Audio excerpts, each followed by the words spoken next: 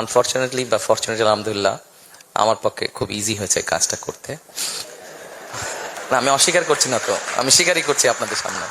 আমরা চাই আপনি যেভাবে খুব সংক্ষেপে এবং ঝামেলা মুক্তভাবে আইডি কার্ড বাংলাদেশে এসে করতে পারছেন, আমরা প্রত্যেকে এভাবে করতে চাই। এবং এবং হচ্ছে ছবি, আপনি যদি আইডি কার্ডের ছবির দিকে তাকান, আমরা যদি কোনো ইউরোপীয় অ্যাম্বাসিতে যাই তখন আমাদের দিকে একবার তাকায়, আমার পাসপোর্ট এবং এনআইডি কার্ড দিকে 10 বার তাকায়। চিন্তা করে বাংলাদেশে দুর্ভিক্ষ চলতেছে কিনা। আসসালামু আলাইকুম, আমি Mahmud Hasan, BBA second year, GM chartered university. প্রিয় ভাই, আপনাকে আমাদের চট্টগ্রাম থেকে অভিনন্দন জানাচ্ছি, আপনি আমাদের চট্টগ্রাম আসছেন। আমার যে কোশ্চেনটা সেটা হচ্ছে কি, আপনি দেখলাম ছাত্রছাত্রীদেরকে নিয়ে বা শিক্ষা ব্যবস্থাকে নিয়ে খুব বেশি গুরুত্ব দিচ্ছেন।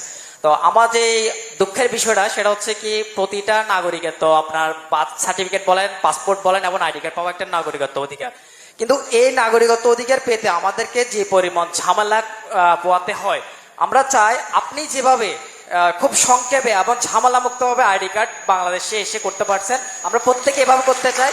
এবং প্রত্যেকের আইডি কার্ড খোলা, প্রত্যেকের আইডি কার্ড, পাসপোর্ট এবং বার্থ সার্টিফিকেট স্কুল লাইফে প্রত্যেকে করে ফেলতে পারে, সেই সুবিধাটা চাই। আর বিশেষ করে আইডি কার্ডের সব ভুল এবং হচ্ছে ছবি, আপনি যদি আইডি কার্ডের ছবির দিকে তাকান, আমরা যদি কোনো ইউরোপীয় অ্যাম্বাসিতে যাই তখন আমাদের দিকে একবার তাকায়, আমার পাসপোর্ট এবং এনআইডি কার্ড দিকে 10 বার তাকায়।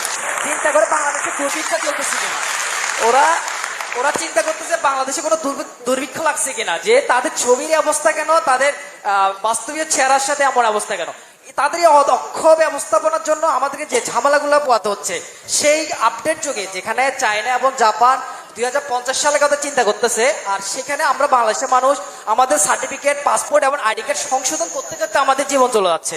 তো এইখানে আপডেটটা কি করবেন, আমাদেরকে একটু এই বিষয়ে একটু আপডেট করবেন। আর হচ্ছে বাংলাদেশে যে সমস্যাটা আমরা মেন ফেস করি সেটা হচ্ছে কি, ভেজাল মুক্ত খাবার। আর আপনি দয়া করে আপনার ক্ষমতা আসলে এই খাবারকে ভেজাল মুক্ত করার জন্য কি করবেন, যে ফরমালিন মুক্ত।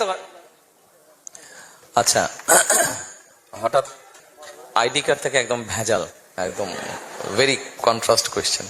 এনিওয়ে, আপনি যেটা প্রথমে যেটা বললেন, হ্যাঁ, আনফরচুনেটলি বা ফরচুনেটলি আলহামদুলিল্লাহ আমার পক্ষে খুব ইজি হয়েছে কাজটা করতে। না, আমি অস্বীকার করছি না, তো আমি স্বীকারই করছি আপনাদের সামনে। বাট এটা প্রসেসটাকে ইজি করতে হবে, আর প্রসেসটাকে ইজি করতে হলে জিনিসটাকে যত ডিজিটালাইজ করতে পারবো আমরা উইথ সাম কারেকশনস, আমার কাছে যেটা মনে হয়, তাহলে আপনি ঘরে বসেই জিনিসটাকে করতে পারবেন। পৃথিবীর বিভিন্ন দেশে যেটা সম্ভব হচ্ছে, কোথাও আপনাকে আর যেতে হচ্ছে না। আপনার কাছে যদি আপনার নিজস্ব কম্পিউটার থাকে, আপনার স্মার্টফোন থাকে, তাহলেই আপনি করে ফেলতে পারবেন কাজটা। সো আমরা পুরো সিস্টেমটাকে আমাদের যেখানে যেখানে এরার্স আছে সেগুলোকে আমরা কারেকশন করবো, বা কারেকশন করার উদ্যোগ আমাদেরকে নিতে হবে। আপনি যেটা বলেছেন, ইউ আর ভেরি রাইট, অনেককে অনেক হ্যাসেল পোহাতে হয়।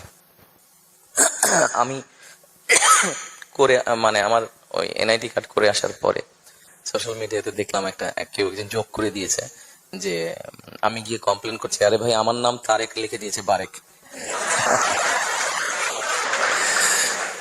আচ্ছা, তো আমার কাছে যেটা মনে হয় যে সিস্টেমটাকে আমাদের ইজি করতে হবে, আর মোর ডিজিটালাইজ করতে হবে। যদি আমরা ডিজিটালাইজ করি, ইন দ্যাট কেস কারাপশন বা যেগুলো সমস্যা আছে সেগুলো অনেকাংশে কমে আসবে। এটা গেল একটা। আপনি যেটা বলেছেন ভেজালের বিষয়টা, এই বিষয়টা যদি ঠিক করতে হয় তাহলে আমাদেরকে আমাদের কনসাস ঠিক করতে হবে, এবং এটা সরকারের একার কাজ না, এটা আমার, আপনার, আমাদের সকলের কাজ। এটা আমাদেরকে সকলকে মিলেই করতে হবে।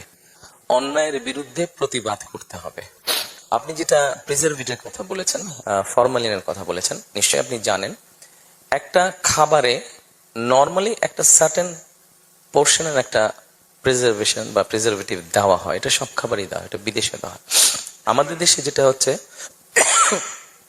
যারা অসৎ ব্যবসায়ী তারা অতিরিক্ত বেশি দিয়ে দেয়, অথবা তাদের ধারণা নেই, এবং সেই জন্য জিনিসটা তখন পয়জন হয়ে যায়।